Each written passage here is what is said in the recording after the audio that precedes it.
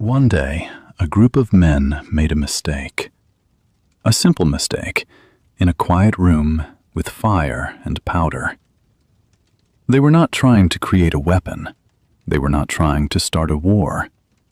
They were trying to live forever. But what they created that day did not give life. It took it. Millions of lives across hundreds of years on every corner of this earth. And it all started with one small explosion in one small room in ancient China. This is not just the story of a weapon. This is the story of how one discovery changed everything. Stay with me, because this journey is one you will not forget. Long ago, before guns existed, people fought with swords, arrows, and spears. War was slow. It was close. You could see the face of your enemy. But one day, in a land far to the east, something changed. It happened in China more than 1,000 years ago. A group of men were working with fire and chemicals. They were not soldiers. They were not kings. They were scientists searching for something else entirely. They were looking for a way to live forever. But instead of finding the secret to long life, they found something very different. They mixed together 3 simple things: charcoal, sulfur, and a white powder called saltpeter. And when fire touched this mixture, it did not burn slowly. It exploded. It made a sound so loud, so sudden, so surprising that the men stepped back in fear. They called this mixture huo yao, which means fire medicine. They did not know it yet, but this small discovery would change the world forever. It would change how people fought, how countries were built, and how history was written. It started as an accident. It started as a search for something good. But the story of what happened next is one of the most powerful and complicated journeys in all of human history. And the question is simple. What do you do when you discover something that cannot be stopped? For many years, the Chinese used this fire powder for celebration. They filled small paper tubes with the powder and lit them. The tubes flew into the sky and burst with color and sound. People were happy. People were amazed. But slowly, quietly, soldiers began to ask a different question. Not, how can this make us happy? But how can this help us win? The first weapons using gunpowder were simple and strange. Soldiers filled bamboo tubes with the powder and used them to shoot fire at enemies. These early weapons were called fire lances. They were dangerous, yes, but they were also unpredictable. Sometimes the fire went in the wrong direction. Sometimes the bamboo broke. But soldiers kept trying. They kept experimenting, because they understood something important. Whoever controlled this power controlled the battle. And so, slowly, over many decades, the weapons changed. The bamboo became metal. The fire became a ball of iron. And the fire lance became something new, something more precise, something more deadly. The gun was beginning to take shape. And once it did, it would not stay in China for long. Ideas, like fire, have a way of spreading. And this idea was about to travel across the entire world. Gunpowder did not stay in China. It traveled along the Great Silk Road, through deserts and mountains and ancient cities. This secret moved from hand to hand, from land to land. Arab traders learned about it first. They studied it, tested it, and wrote about it in their books. They called it by different names, but they understood its power. And from the Arab world, the knowledge moved again. It moved into Europe, arriving sometime in the 13th century. At first, European soldiers did not know what to do with this strange powder. They had their own weapons. They had their castles, their knights, their heavy armor. But some men were curious. Some men were brave enough to experiment.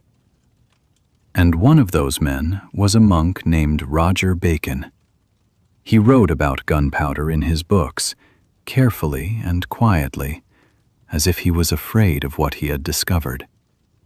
He described how to make it, how to use it, and how dangerous it was. But his words could not be kept secret. Other people read them. Other people experimented. And soon, across Europe, a new kind of weapon began to appear. It was called the cannon. It was large, it was heavy, and it was terrifying. When a cannon fired, the sound could be heard from many miles away. Walls that had protected cities for hundreds of years began to fall. The world of war was changing, and nothing would ever be the same. The cannon was not a small weapon. It was enormous. It required many men to move it and to fire it. But its power was unlike anything the world had ever seen. In 1453, one of the most famous moments in history took place. The city of Constantinople, one of the greatest cities in the world, had strong walls that had protected it for over 1,000 years. These walls were tall, thick, and powerful. Many armies had tried to break through them and failed. But then came the cannons. A young sultan named Mehmed II brought enormous cannons to the walls of Constantinople. These cannons fired day after day, hour after hour. The sound was like thunder. The ground shook. And slowly, those 1,000-year-old walls began to crack. They began to fall. And when they fell, the city fell with them. This moment showed the entire world something very clear. Walls could not protect you anymore. Stone could not stop metal and fire. The old way of war was over. And this was not just about one city or one battle. This was a message to every king, every soldier, and every nation on earth. The future of power was in gunpowder. The future of war was in the gun. As cannons grew more powerful, soldiers began to ask another question. Can we make something smaller? Something one man can carry?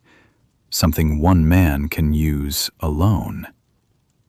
And so, over many years of trying and failing and trying again, the first handheld guns appeared. These early guns were simple. They were just a metal tube, closed at one end, open at the other. The soldier put gunpowder inside, then a small metal ball, then used fire to make it shoot. It was slow. It was difficult. In the rain, it often did not work at all. But it worked enough. And that was enough to change everything. Armies across Europe began to replace their archers and their spearmen with soldiers carrying these new weapons. The knight in heavy armor, who had been the most powerful fighter on the battlefield for hundreds of years, suddenly became less important. A young soldier with little training could now defeat a knight with years of experience. This was a quiet revolution, a revolution not of kings or ideas, but of metal and fire. And with every passing year, the guns became better. They became faster.